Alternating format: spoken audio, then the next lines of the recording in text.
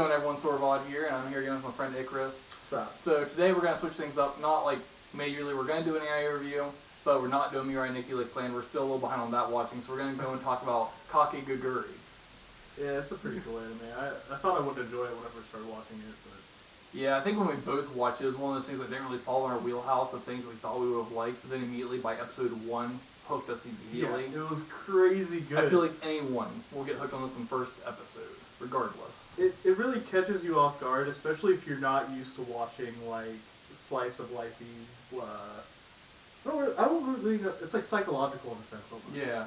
But usually I go for like the super powered like shonen animes and shit. Anything sci-fi based. Yeah.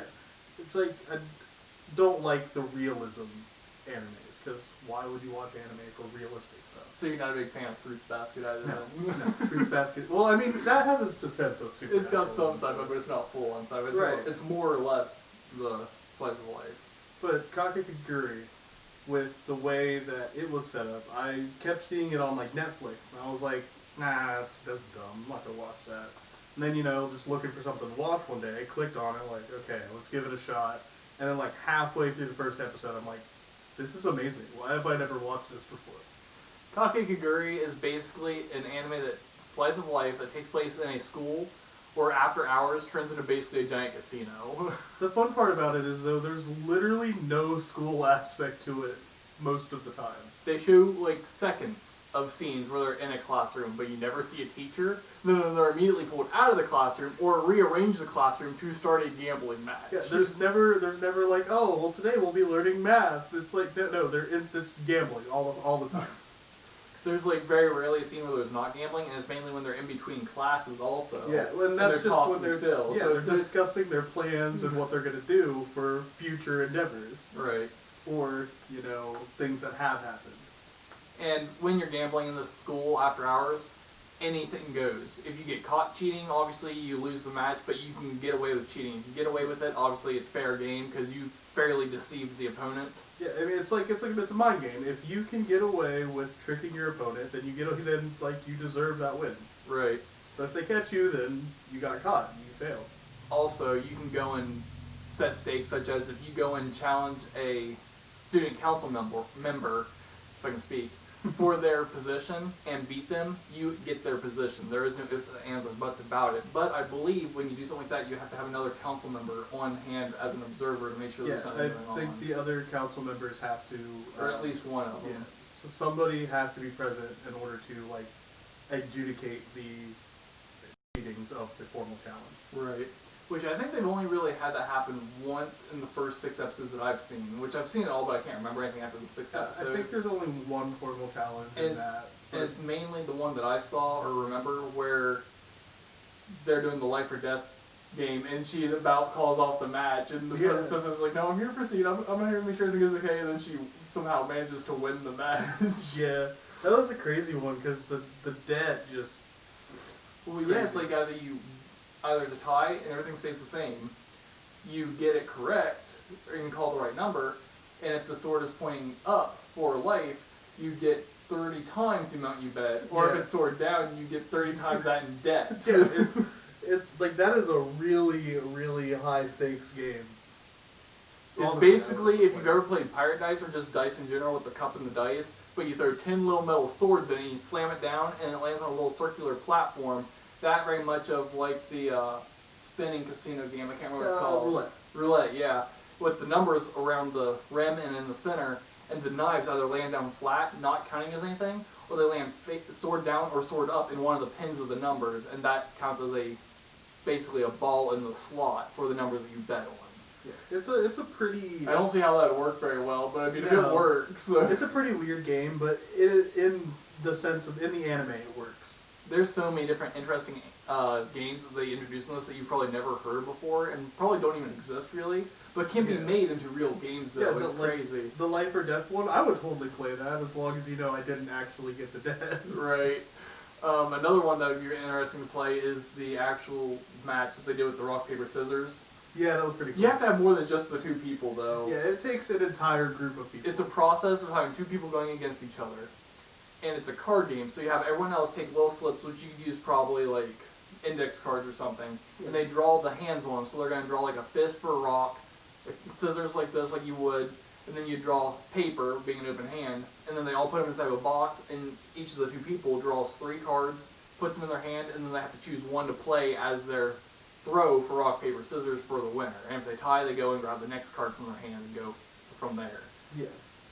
It actually seems really cool, but you have to have a decent amount of people to do it. And there's like a big psychological aspect to it in the sense of the anime though, because like the more social standing you have with the people in the room, the more you can influence what they're gonna throw.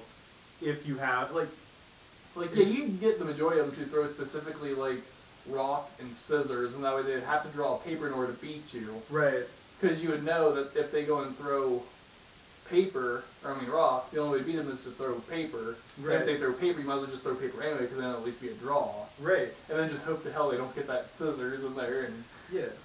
And something I like is like almost literally every game that is played, one of the parties is cheating. Every time. Yeah. And then there's every time. And then there's the one match where both teams or both sides are cheating. Yeah, but that happens a lot in the anime Yeah. though. But it's interesting to see how their different strategies like interact with each other and who comes out on top. What gets me is when the one team calls out the other, decides not to report it as cheating, and then gives them tips on how to make their cheating better, and still. But see, the really messed up thing about it though is the main character of the anime. Yeah, Yumiko. Yumiko. She is something else entirely. Like, the thrill that she gets from gambling is ungodly. It's like straight ecstasy. Yeah. It's like, she starts gambling and Jesus leaves the chat. He's like, you have I don't want no part of that. Every day God strives further away from us. Oh man, yeah. It's like, the excitement she gets. Her and Midori. Yeah, Midori though, she just like I swear she wants to die. Oh She's yeah. insane. She wants the thrill of possible death, is what it is. It's like, not really that she wants to die. It's the fact that it's the ultimate stake of life or death. Yeah. And then, I forget why, but Yumiko doesn't really get along with Midori a lot because of the way, or like her philosophies on gambling. Right. But, yeah, overall, it's a really enjoyable anime. Well, I mean, yeah, especially when you go and actually get to the parts with Midori, where basically the whole thing is, if you guys ever seen like ESP things, where it's not like ESPN, not the sports thing, but ESP, where it's like the mental reading, where people like go and have one person in one room set up cards, and the other person in the other room has to use their ESP to kind of read what the card is. That's what she does, except it's her versus someone else. A dealer lays out the cards, and they have to see how many cards match. And for whoever gets the most matched cards, gets to draw a revolver out of a bin with an unknown amount of bullets in it and just fire at the other person. It's like, this is her thing. It's like Russian roulette meets like a chance game. Like I don't, yeah. Meets trying to go and use your telepathic abilities to read minds. It's like, where does that? What gets me is like I don't know where that factor even comes from. Like, why is that part of her game? But she does her. Fun thing about Midori though is like she literally has lost an eye to the president of the fucking school. Mm-hmm. Pardon my language. Like I forget what game did they play? Do you remember? I don't know. All I remember is that she says the president won't even play against her anymore. Yeah, So yeah. she refuses to. It's because the president and Yumiko are very similar in their enjoyment of the gambling. Mm. And so the president, in her own sense, doesn't like Midori in the same way that Yumiko does. Right. But like each of the different like council members, and even not even just the council members, but some of the higher ups just under them, who are also high winning students, have really weird tendencies. Yeah. Because when she first gets there and transfers into the school, she immediately gets challenged by Sayatomi. Yeah, the HBIC. Who's basically not even a student council member. No, she's but just still extremely high up. standing. She's up there. Because, like, in the school, your social status is determined by how good you can gamble. And how much money you can transfer to the school through your Yeah, gambling. true. So, I mean, honestly, you don't have to be good at gambling. You just have to have rich parents to give you money to transfer over. That's So, how, I mean, that's how, yeah. the one fingernail lady, I forget her name, but yeah. I can't remember right now, yeah. You met me. You met me. Yeah, that's how she ended up. She just bought her way to the council. Yeah. Yeah, and like I said, some people have really weird habits, like obviously as you can see with Midari with the whole gun thing. Yeah. Her thing is if she wins, she likes to take people's fingernails. Yeah, Yumemi is kind of scary. It's I like, have, no. My fingernails are crap as it is, so she probably wouldn't want mine, but still it's the fact that... I literally, if I watch a TV show and like, I can watch somebody get like stabbed, fucking like their head cut off, whatever, but if it comes to like the fingernails and getting like broken and jabbed and stuff, no, I can't do it. Right. So watching her just be like, oh, if I win, I get your fingernails. I'm gonna pull them off one by one. I'm like, no, that's not allowed. Stop that. You're too cute for this. Why are you doing this? Every anime character is a psychopath. Yeah, I mean, no, right? you can't do this. I mean, I'm drawing a blank right now, but what's her name from Mirai Nikki? She should not be that way. No. Well, what was her name? Oh, I love that. I know. I think it starts with a Y. It does. It's not Yuri. I'm drawing a blank now. You know. It's Yuno and Yukiteru or something Yeah. like that. Yukiteru is the boy. Yeah. Oh, you know. It's like, oh, she's just a cute little. Oh. But yeah, it's. Which yeah, we really need to get finished rewatching it at least so we can go over that one next week. Yeah, definitely. But I really like the way that the gambling aspect of the school like controls the hierarchy in a sense, because it's like even the lowest of the low can build their way up to the top if they're good at what they're doing. Well, yeah, I mean they've got that one challenge that they do yearly to go and allow the lower people, or they call them pets, which anyone that falls within the lowest 100 students for their payments or whatever to the school, they get classified as house pets, and the girls are labeled as Mikes. Cats. Yeah. And then the guys, they're like Fido or something like that. Yeah. I heard two different titles. I can't remember, but I remember Fido the most because that's what they labeled the guy, Ryota. Yeah, Ryota. But yeah, so and the whole point of pets have to do whatever they're told. Yeah, they have to. And the whole point of the game, though, to switch things around and counteract stuff is they basically bring in groups of 4 of each of the 100 students, or at least those that want to participate. They don't have to. They put them in groups of 4 and basically have them play, I think it's like 2-card poker from Japan or something like that, where they get 2 cards, and if it's 2 of the same number or symbol, well no, it's just numbers because they read all face cards and jokers. Yeah. If it's 2 of the same number, it's called a match. If it's 2 of the same color, it's, I can't remember what the 2 of the same colors, but it's something else, but it's just under 2 of the same number. And then if it's 2 completely different numbers and different colors, it's just called a pig, and it's the lowest category of ranking. And the whole point is to get as many of the other people's debt chips as possible at the end. Yeah. Which a debt chip, which they each get 10 debt chips, which is equal to 1/10 of their actual debt. Which, intriguingly enough, is different for every person. Well, yeah, because everyone has a different debt. It's like, say your debt's like $300,000, then your debt chip's only worth like $3,000. Well, it'd be 30. Well, 30. Yeah. Don't judge my that. But anyway, so, and obviously, and not everyone's debt changes at the end of the thing. Only the people in that group of 4, whoever comes out on top, swaps their debt with the person who's got the lowest debt in the group. Yeah. So, like, say if someone goes in with the $310,000 debt and someone goes in with $10, but then you've got the other 2, and so say someone with like a $30,000 debt comes out on top with the most, they swap their debt with the lowest, so then therefore the lowest are now 31 and they have the 10, but then the other 2 would stay exactly the same. Their debt doesn't change, which screws everyone else over. Yeah. So your goal is to come out on top or in the middle. You never want to be on the bottom. Right. At least middle. At least middle. Middle is like, okay, yeah, my debt already didn't change, but I'm still there. Yeah. If you come out on the bottom, then you're gonna leave with a debt that may be like 10 times what you already have. Which one thing is weird is this is just basically anyone can participate if they have debt, which means someone that's completely in perfect standing can immediately go and say that they owe money to somebody and write them as debt.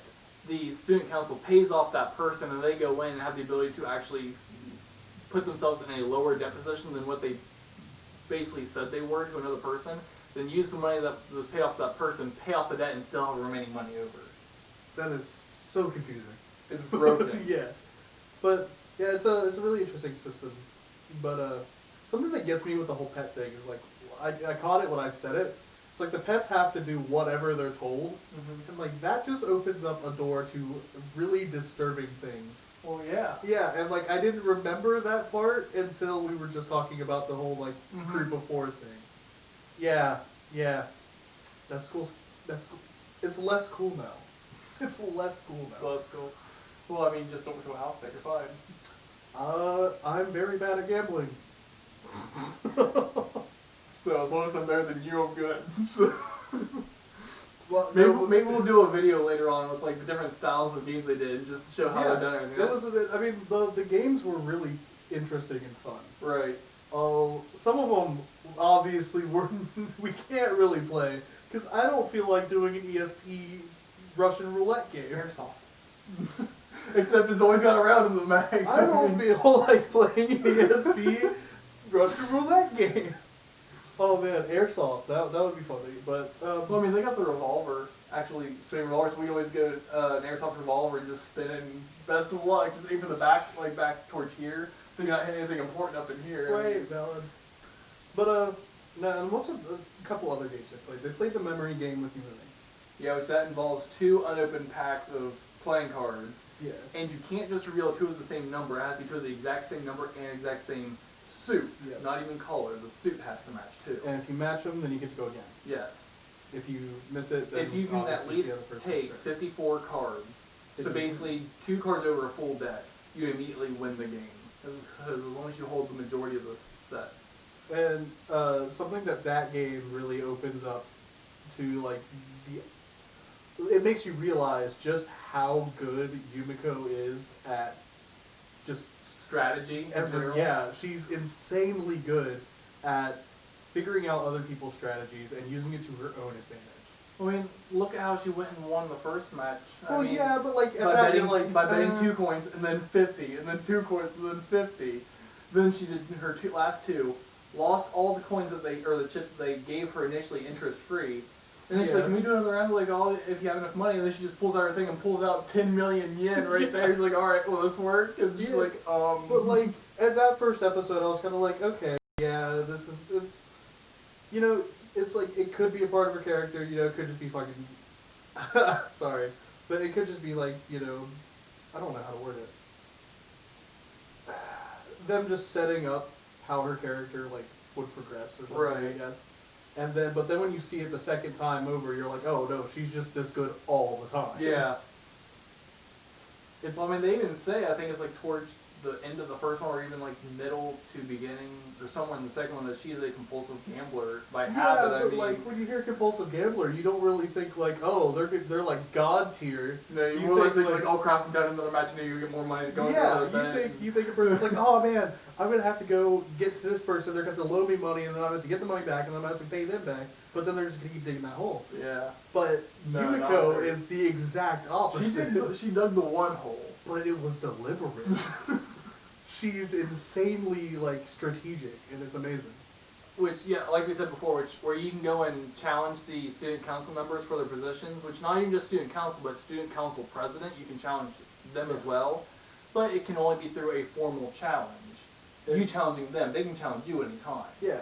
But in order to challenge them specifically for the position, it has to be through a formal challenge, which can only be done by people who are in debt and under the 100 percentage for being a house pet. So only house pets can do that and take a chance for it. And the really messed up thing is when you challenge a student council member, the majority of the time they're going to win. Majority, it's like 99.99% chance they're gonna win, and you're gonna end up even deeper in debt than you already were. Unless you're Yumiko, because Yumiko is God. She's like, if you could take gambling and turn it into like god form and convert it into a person, you'd have Yumiko. And she just, she's an interesting character to watch because like her psychology is just, it's fascinating. Right. Because like you want to like her, but then you really don't want to because it's like, she's girl, she's too into the gambling habit. Yeah, You're like, I'm not that bad. She's like really sadistic almost in a sense.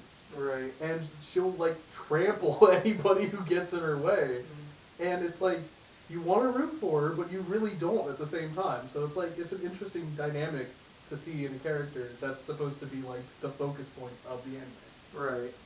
Which I think that's part of the reason I enjoyed it so much. Yeah. I mean, it has so many ups and downs though in general, just in the first episode in general. Yeah. I mean, it just continues to progress as the entire series goes through. I mean, there's been countless. There's been so many different just interactions alone in the first 6 episodes. Yeah. So, I don't know. It's a really good anime. I want to watch it again now. Actually, that we're talking about it. It's just, and like I said, I don't get into that kind of anime. Right. Ever. Like, the last anime I could even consider being close to that would probably be Angel Beats. And that's not even anywhere near that kind of anime. No, Angel Beats was on a whole different setting. Exactly. And it's just, it caught my interest. Oh wait, no, I'm wrong. It would be, is it Durarara? Never watched that one. I think it's Durarara. Isn't that the one with the motorcycles and the cat helmets and stuff? Yeah. Okay. But it's similar. That's how I remember what Durarara is. It has its own supernatural aspects to it and stuff too. And like, I dig supernatural. Right. And this not having any of that aspect in it, it just didn't catch my eye. Right.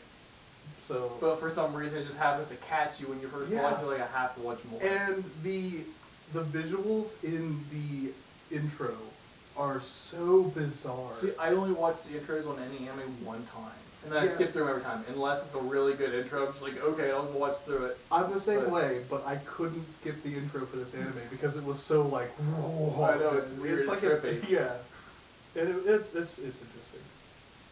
What else can we touch on? Well, we can, basically the main male character, Ryota, has almost no real part other than he just follows her around and like gives moral support. In a sense, he's like the audience stand-in character. Mm-hmm. He's like the character you project yourself onto. Like if you were in that story, you would be watching this girl. You'd be the nobody that just follows the one in power around. Yeah. But us in high school. He's the character that's easy to project onto and like put yourself in the place of. And like whenever you hear like the inner thoughts of characters, more than often than not, it's coming from Ryota. Yeah. So it's like it's from his point of view, but like also not because it's all about Yumiko. One thing I thought was really interesting with him is basically from the first episode on, he's in debt and already a house pet for the most part. Yeah. Until Yumiko shows up. Yeah. Does her first match against Saitomi, wins, and then basically gives him $1 million just for helping her, which he didn't really help her. He was against her, but with him being against her, helped her realize how to win against Saitomi, and then in turn gave him 1 million yen to pay off his debt, and then basically give him a little bit of an extra standing to go and just kind of relax with. So she in a sense saved him from being a house pet. Yeah. And so it's weird to me like how he just like attaches himself to her. Well then at that point though, from then on he's like, I'm gonna pay you back. She's like, don't worry, it's a gift, but he still holds it to himself to pay her back regardless. But does he ever actually pay her back? Yes. Does he? Yes, because literally right after they did the whole thing in like the 5th or 6th, the whole four people thing, he goes and gives her things like, I know I still never really pay for what you did for me, and she uses that to kind of progress her gambling thing towards the president. The relationship that develops between Yumiko and Saitomi is interesting as well. Because they start off and they seem like they're going to be like hardcore rivals for the entire anime. And then like they kind of develop this kinship / friendship thing going on where they're like, they consider themselves on like equal footing in a sense, and they understand how each other works. They're rivals, but they help each other to go and progress further with their own lives and statuses. I like that dynamic a lot too. Oh yeah. It's just, I don't know what it is about that anime, man. It's a good one. Right. I would say this is definitely an anime that almost anyone should at least check out and give at least the first episode a try, because I guarantee the first episode will hook you. Yeah, definitely. I mean, it wasn't even the first episode, like the first half of the episode that hooked me. I mean, it's just it draws that part of your brain that's like, what? Right. And it's like, I gotta know what's going on here. This is cool. And plus, the more you watch it, the more you get to learn and kind of see different styles of card games that you can actually attempt to play in your own household without anything out of the ordinary. Yeah. Because I'm like, as long as you have two decks with the same backs, like same designs, no differences in color or anything, you can do the memory game. Cough, you bet you didn't. Well, no, they were all the same. They were just her own brand that she had made in her father's toy factory. Yeah. But so they have their own line of cards, and she produced her own line. So she actually sells those, but she brought those ones out specifically. No, you know what just got me? What? I was thinking, wasn't there a game where like they had to put quarters in a glass of water? And then no, that's JoJo's Bizarre Adventure. Now I'm just thinking a show that you could compare this anime to, but if you subtracted the supernatural aspect to it, would be No Game No Life. Yeah.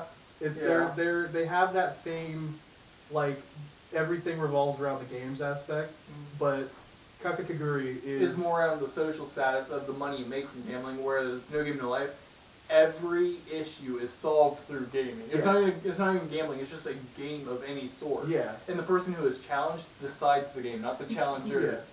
Well, the person who challenges in Kakegurui gets to decide the game, isn't it? No. Oh, no, it's still the same. But it's the fact that with No Game No Life, they can do video games, too. Yeah. Whereas with this, it's any sort of gambling. You could gamble with video games.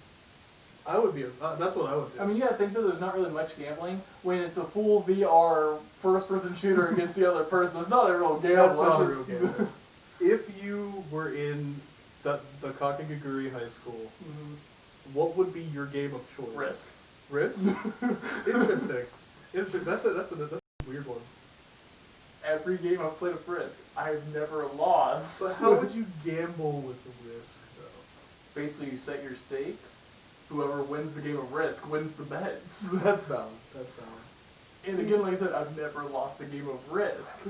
Would you play against me in Risk? No. Okay, see, right there. See, I'd probably choose I would choose Pokemon.